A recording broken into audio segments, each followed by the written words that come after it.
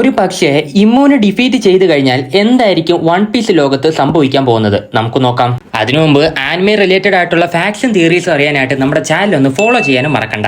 ഇമ്മോ ഇല്ലാതായാൽ വലിയൊരു ചേഞ്ച് തന്നെയായിരിക്കും one piece ലോകത്ത് സംഭവിക്കുക. ഇമ്മോന്റെ പതനത്തോടെ ബ്ലാക്ക് ബേർഡിന്റെ പൈററ്റ് ഗ്രൂപ്പ് കൂടുതൽ ശക്തി പ്രാപിക്കുകയും പരമാവധി ടെറിട്ടറീസ് തങ്ങളുടെ കീഴിലാക്കാൻ ശ്രമിക്കുകയും ചെയ്യും. കാരണം ബ്ലാക്ക് ബേർഡിന്റെ അംബീഷൻ വൺ പീസ് ട്രഷറെ കണ്ടുപിടിക്കുക എന്നല്ല, മറിച്ച് ആ ലോകത്തിന്റെ തന്നെ കിങ് ആവാനാണ് ആഗ്രഹം. അതിനുവേണ്ടി പരമാവധി രാജ്യങ്ങൾ ബ്ലാക്ക് ബേർഡ് തന്റെ കൺട്രോളിലാക്കാൻ ശ്രമിക്കും. ഇങ്ങനെ ഓരോ ടെറിട്ടറീസും പിടിച്ചെടുക്കുന്നതിന്റെ ഇടയിലായിരിക്കും ഷാങ്ക്സും ബ്ലാക്ക് ബേർഡും തമ്മിൽ ഒരു ക്ലാഷ് ഉണ്ടാവുന്നത്. ആൻഡ് ഇവരുടെ ഈ പോരാട്ടത്തിൽ ഷാങ്ക്സ് ബ്ലാക്ക് ബേർഡിനെ ഡിഫീറ്റ് ചെയ്യുകയും വലിയൊരു അപകടത്തിൽ നിന്ന് വേൾഡിനെ രക്ഷപ്പെടുത്തുകയും ചെയ്യും. ഇതിലൂടെ ഒരു പ്രോഫസിയുടെ പൂർത്തീകരണവും ഇവിടെ സംഭവിക്കുന്നുണ്ട്. നമുക്കറിയാം, പൊതുവെ ഷാങ്ക്സ് അറിയപ്പെടുന്നത് ദ ചൈൽഡ് ഓഫ് ഡെസ്റ്റിനി എന്നാണ്. അതായത് വരാൻ പോകുന്ന വലിയൊരു വിപത്തിനെ തടയാനായി മുൻകൂട്ടി നിയോഗിക്കപ്പെട്ട ആളാണ് ഷാങ്ക്സ്. ബ്ലാക്ക് ബേർഡിനെ ഡിഫീറ്റ് ചെയ്യുന്നതിലൂടെ ഈ ഒരു പ്രോഫസിയും ഇവിടെ പുലരുകയാണ് ചെയ്യുന്നത്. കാരണം വൺ പീസിന്റെ തുടക്കത്തിൽ തന്നെ ബ്ലാക്ക് ബേർഡിനെ പറ്റിയ ഒരു മുന്നറിയിപ്പ് വൈറ്റ് ബേർഡിനോട് മുന്നേ ഷാങ്ക്സ് അവതരിപ്പിക്കുന്നുണ്ട്.